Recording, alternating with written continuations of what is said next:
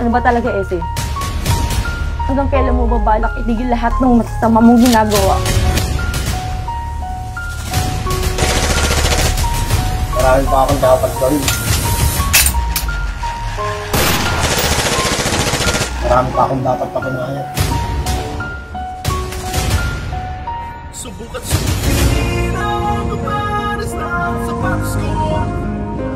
Nang malaman mo kung anong naging takbo ng buhay. Subukan subukin ang kaparas ng sapatos ko.